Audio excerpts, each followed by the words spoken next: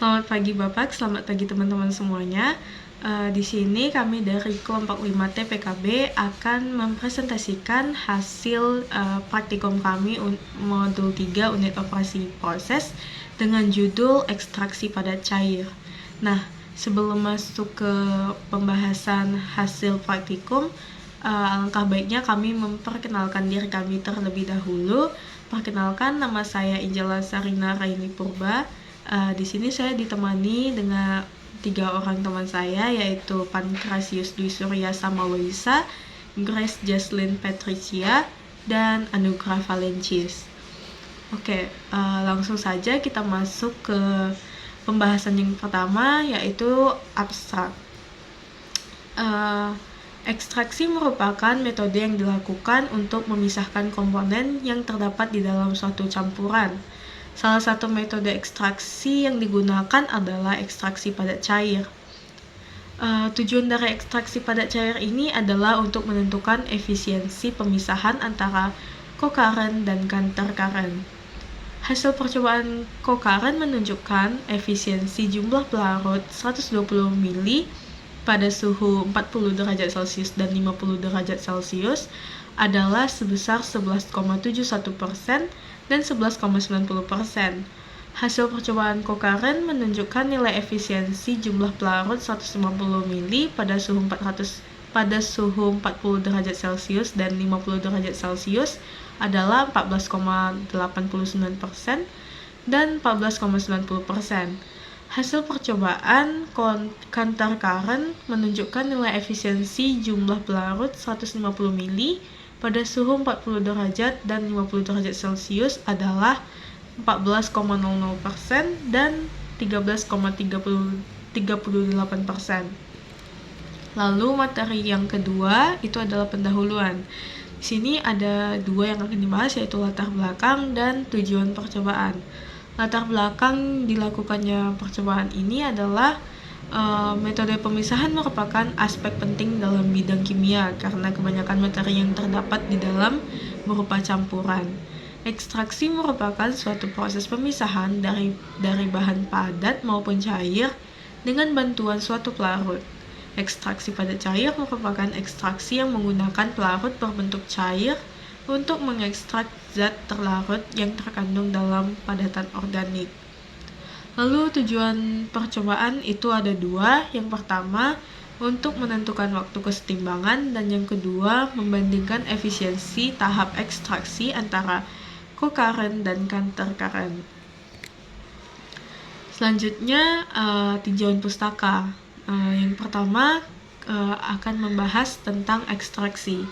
Apa itu ekstraksi? Ekstraksi atau disebut juga leaching merupakan suatu teknik pemisahan kimia yang digunakan untuk memisahkan atau menarik satu atau lebih komponen atau senyawa-senyawa solut dari suatu sampel dengan menggunakan pelarut tertentu yang sesuai. Proses ekstraksi bermula dengan mengontakkan solut dan solvent.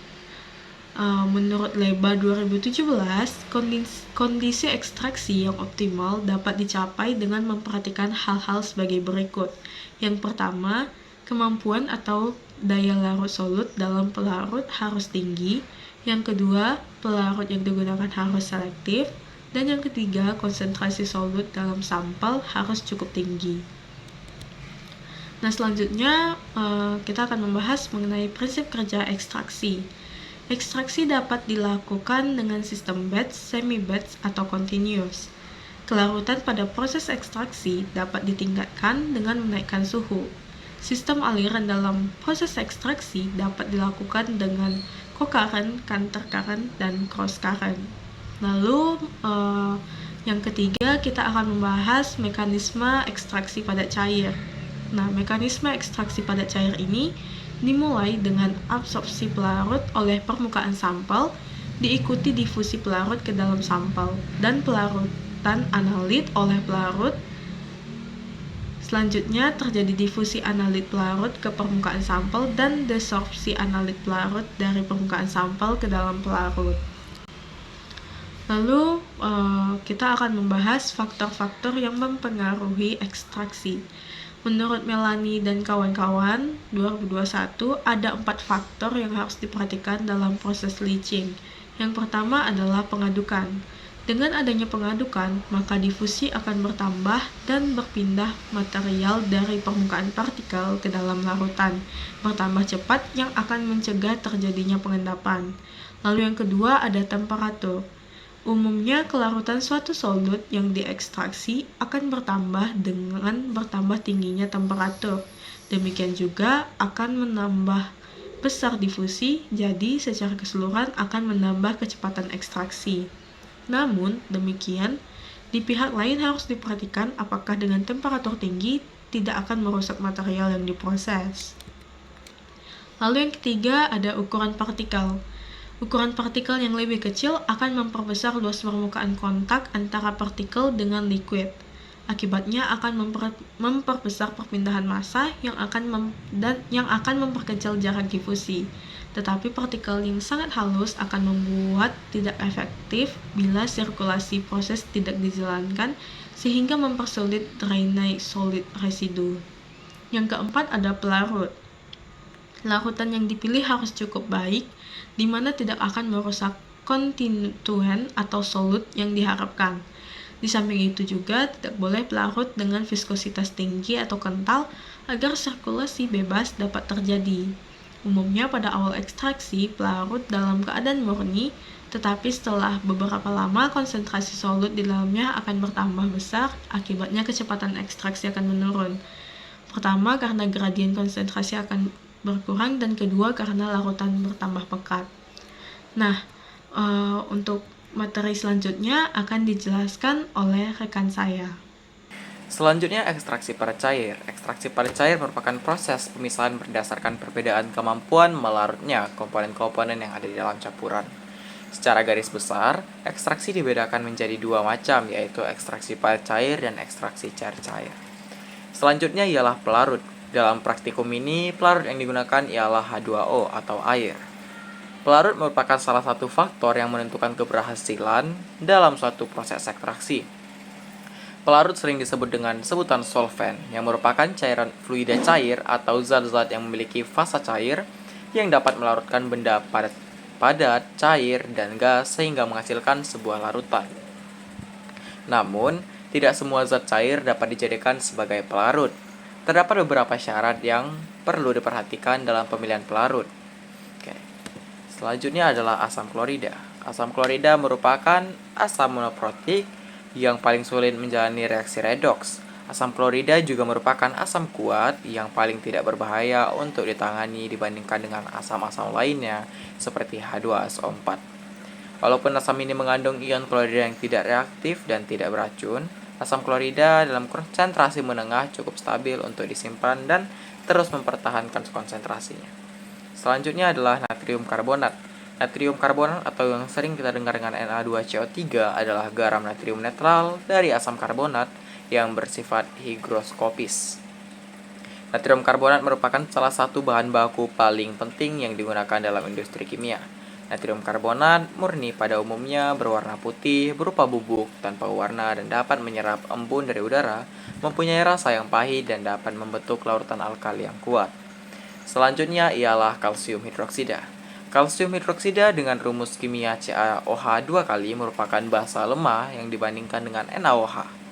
Kalsium hidroksida berupa zat padat berwarna putih dan atmosfer, memiliki berbagai bentuk di pasaran seperti bubuk yang penggunaannya dicampur dengan air, larutan anestesi, larutan salin, metaselulos, gliserin, sampai bentuk pasta. Selanjutnya ialah indikator phenolphthalein. Indikator phenolphthalein merupakan satu senyawa kompleks yang dapat bereaksi dengan asam maupun basa dengan adanya perubahan warna sesuai dengan konsentrasi ion hidrogen melalui proses titrasi. Indikator yang digunakan pada titrasi, basa kuat dan asam kuat biasanya merupakan indikator sintetis. Selanjutnya ialah titrasi. Titrasi merupakan salah satu teknik analisis kuantitatif dalam penentuan konsentrasi atau kadar suatu zat dengan menggunakan larutan standar. Titrasi asam basa merupakan salah satu metode analisis kuantitatif untuk menentukan konsentrasi dari suatu zat yang ada di dalam larutan. Selanjutnya ialah aplikasi leaching dalam industri. Pada industri, leaching banyak digunakan seperti pada industri biologi atau industri makanan dan industri yang terdapat pada proses memisahkan suatu produk dan struktur alaminya. Selanjutnya ialah klasifikasi pelarut. Pelarut diklasifikasikan dalam empat perbedaan. Pertama ada pelarut apotrik, di mana pelarut ini tidak menerima maupun memberikan proton. Dalam keadaan ini bersifat netral, tidak bereaksi, ketapan dielektriknya rendah, tidak terurai menjadi ion-ion dalam setiap pelarut hingga ia tidak bereaksi baik dengan asam maupun basa. Selanjutnya adalah pelarut protofilik, di mana pelarut ini bersifat menerima proton dari zat yang terlarut. Disebut juga sebagai pelarut basa dengan reaksi sebagai berikut, yaitu Hb plus pelarut menjadi pelarut Hb plus plus B. Selanjutnya ialah pelarut protogenik. Pelarut protogenik yang bersifat memberi proton atau donor proton. Jika basa lemah dilarutkan dalam pelarut protogenik, maka kebasaannya akan meningkat. Contohnya ialah asam asetat, asam format, dan juga HCl. Dan yang terakhir adalah pelarut amfiprolik, di mana pelarut ini bekerja sebagai penerima proton dan pemberi proton. Contoh untuk pelarut ini ialah golongan alkohol, air, asam asetat, gliserol, dan asam lainnya. Bab 3. Metode percobaan, di mana pertama saya akan menjelaskan alat-alat yang digunakan pada percobaan ekstraksi pada cair, yaitu pertama burat 50 ml, cawan porselen, elemen 250 ml, gelas kimia 250 ml, gelas ukur 10 ml, dan gelas ukur 100 ml. Kemudian ada hot plate, magnetic bar, neraca analitik, oven, pipette, testative and clamp, termometer, stopwatch, dan pignometer. Dan di sini juga ada bahan-bahan yang digunakan pada percobaan ekstraksi pada cair, yaitu aquades, bubuk CaOH2, bubuk N2CO3, HCl 0,1 m, indikator fenolphthalein. Kemudian saya akan menjelaskan tentang prosedur percobaan. Pertama, ada operasi sistem bertahap tunggal, yaitu kokaran, di mana pertama itu ditimbang 2,12 gram dan 2,22 gram padatan Na2CO3 dan CaOH2. Kemudian dimasukkan ke dalam gelas kimia dengan menggunakan variabel jumlah pelarutnya 120 ml dan 150 ml. Kemudian diaduk larutan pada gelas kimia menggunakan magnetic bar di atas hot plate sampai variabel suhunya 40 derajat Celcius. Kemudian dilakukan pemisahan secara dekantasi selama 3 menit. Setelah itu diambil 10 ml larutan untuk mengukur densitas menggunakan pignometer. Diambil 10 ml larutan untuk proses titrasi dan dimasukkan ke dalam elemenyer. Setelah itu ditambahkan 3 indikator PP. Kemudian dititrasi menggunakan HCl 0,1 m. Setelah itu diambil sisa padatan, dikeringkan dalam oven sampai konstan.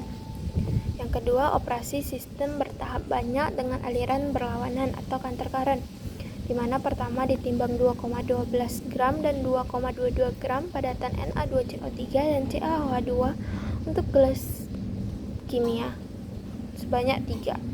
Kemudian dimasukkan ke dalam gelas kimia sesuai padatan yang ditimbang. Dimasukkan aquades dengan variabel 120 ml ke gelas kimia pertama. Diaduk larutan menggunakan magnetic bar di atas hot plate sampai suhunya 40 derajat Celcius. Dilakukan pemisahan secara dekantasi selama 3 menit. Kemudian dituang larutan gelas pertama ke gelas kedua yang sudah berisi padatan Na2CO3 dan CaOH2. Kemudian diaduk larutan menggunakan magnetic bar di atas hot plate sampai 40 derajat Celcius. Kemudian dilakukan juga pemisahan dengan dekantasi selama 3 menit. Setelah itu dituang larutan gelas kedua ke gelas ketiga yang sudah berisi padatan Na2CO3 dan CaOH2. Kemudian diaduk menggunakan magnetic bar di atas hot plate sampai suhunya 40 derajat Celcius. Kemudian dilakukan lagi pemisahan secara dekantasi selama 3 menit. Setelah itu diambil 10 ml larutan untuk mengukur densitas menggunakan pignometer dan diambil 10 ml larutan lagi untuk proses titrasi. Kemudian dimasukkan ke dalam elemenyer, ditambahkan 3 tetes indikator PP, kemudian dititrasi menggunakan HCl 0,1 m. Kemudian diambil sisa padatan dan dikeringkan dalam oven sampai konstan. Dilakukan langkah awal sampai akhir dengan menggunakan variabel jumlah pelarut 150 ml dan suhu yang 50 derajat Celcius. Bab 4 hasil dan pembahasan. Di sini hasilnya akan saya terangkan di samping ini karena data-datanya banyak yang dilakukan pada percobaan kami. Kemudian ada pembahasan. Pembahasan yang kami buat itu adalah ekstraksi padat cair atau leaching adalah proses pemisahan solut dari padatan yang tidak dapat larut, yaitu disebut inert. Ekstraksi padat cair ini meliputi dua langkah, yaitu terjadinya kontak antara cairan dan zat padat yang menyebabkan terjadinya perpindahan komponen zat padat ke dalam cairan. Langkah selanjutnya adalah pemisahan antara cairan dengan sisa zat padat. Kemudian pada percobaan ini dilakukan ekstraksi padat cair untuk memisahkan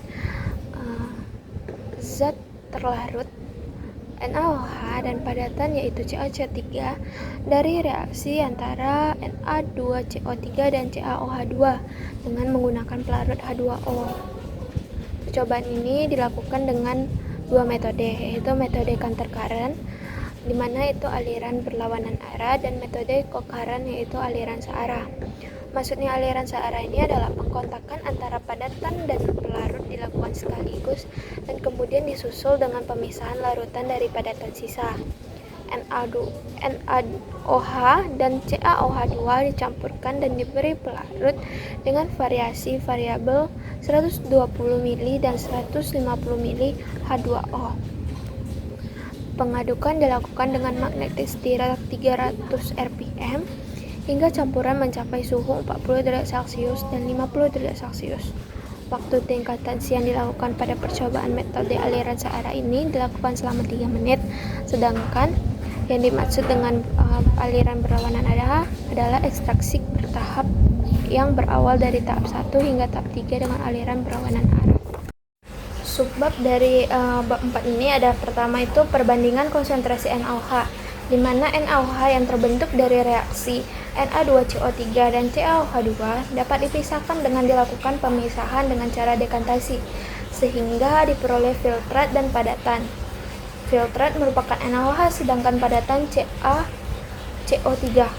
Menurut Apriastuti BKK 2017, penambahan Aquades ini dikarenakan NaOH memiliki kelarutan besar dan lam H2O, sedangkan CaCO3 akan membentuk suspensi di dalam H2O sehingga dapat meningkatkan pengambilan NaOH dari padatan. Selain itu, Aquades juga mudah untuk didapatkan dan bersifat inert sehingga tidak bereaksi dengan komponen lainnya. Untuk mengetahui konsentrasi NaOH dilakukan titrasi dengan menggunakan HCl 0,1 m dengan volume NaOH yaitu 5 ml. Berdasarkan grafik di samping, konsentrasi NaOH pada metode co-current 120 ml pada tahap pertama sebesar 0,183 m dan pada tahap kedua sebesar 0,23 m dan pada 150 ml pada tahap pertama sebesar 0,192 m dan pada tahap kedua sebesar 0,25 m. Sedangkan pada metode counter current pada tahap pertama sebesar 0,58 m dan pada tahap kedua sebesar 0,65 m. Hal ini dapat dipengaruhi dengan volume pelarut yang digunakan, yang dimana semakin besar volume pelarut yang digunakan maka konsentrasi NaOH akan semakin besar. Menurut Grombow, larutan yang memiliki konsentrasi yang lebih tinggi akan cenderung lebih banyak kemungkinan dari molekul yang terdapat dalam larutan tersebut untuk berkontakan dan menghasilkan reaksi. Namun, semakin tinggi konsentrasi, maka semakin sulit untuk bergerak sehingga menyisakan beberapa bagian yang tidak bereaksi atau inert. Pergerakan dari molekul reaktan dapat ditingkatkan dengan menggunakan tambahan panas yang membantu memenuhi energi aktivasi yang lebih tinggi. Berikutnya adalah perbandingan efisiensi NaOH. Perbandingan efisiensi pada proses leaching merupakan perbandingan jumlah padatan yang terbawa oleh pelarut dengan jumlah padatan mula-mula. Rata-rata efisiensi produk pada co-current adalah 11,805% pada 120 ml dan 14,895% pada 150 ml, sedangkan pada counter current adalah 13,69%. Peningkatan efisiensi terjadi pada cross current. Adapun grafik efisiensi produk yang dapat dilihat pada gambar 4,2 berikut. Dapat dilihat dari grafik menunjukkan perbedaan efisiensi perolehan produk yang dilakukan dengan metode counter current dan cross current.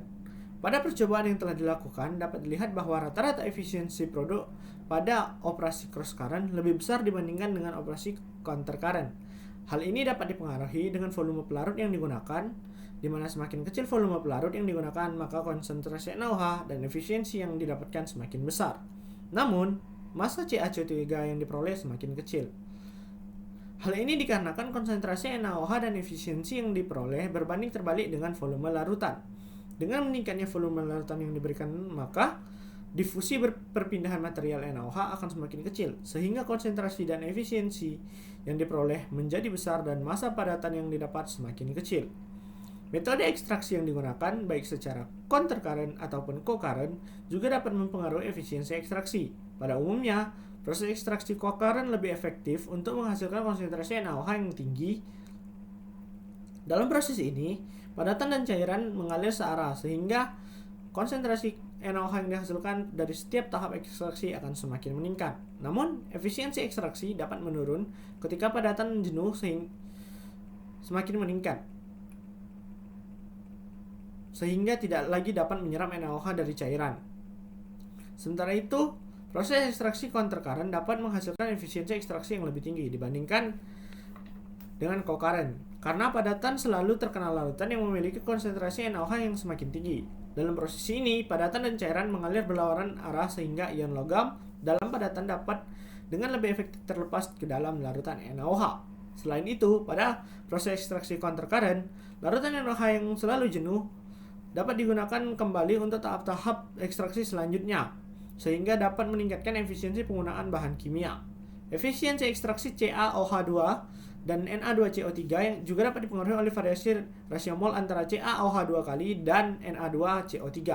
Pada rasio mol tertentu, efisiensi ekstraksi yang dapat mencapai nilai maksimum. Selain itu, efisiensi ekstraksi juga dapat dipengaruhi oleh suhu dan pH larutan ekstraksi. Dalam praktiknya, perlu dilakukan optimasi kondisi operasi dan pemantauan yang cermat untuk meningkatkan efisiensi ekstraksi CaOH2 kali dan Na2CO3, baik dengan metode ekstraksi co-current maupun counter current. Berikutnya adalah perbandingan yield CaO3. Hasil yang ada pada proses leaching yang terbentuk selain NaOH terdapat waktu pengendapan dilakukan selama 5 menit. Hasil rata-rata yield produk untuk 120 mili dan 150 mili yang diperoleh pada co-current adalah 37,9% dan 34,56%. Sedangkan pada counter current diperoleh sebesar 49,765%. Berdasarkan hasil yang didapatkan, bahwa yield produk dari hasil operasi counter current lebih besar dibandingkan dengan yield produk hasil dari co-current. Menurut Nasution, dengan meningkatnya waktu, maka yield yang akan didapatkan atau diperoleh akan lebih besar, namun hanya hingga mencapai waktu optimum. Pemisahan dengan cara pengendapan ini pun memiliki hasil yang tidak maksimal karena kurang efisien. Hal ini terjadi saat pemisahan padatan di mana terdapat sebagian padatan yang terbawa oleh ekstrak dan juga sebaliknya.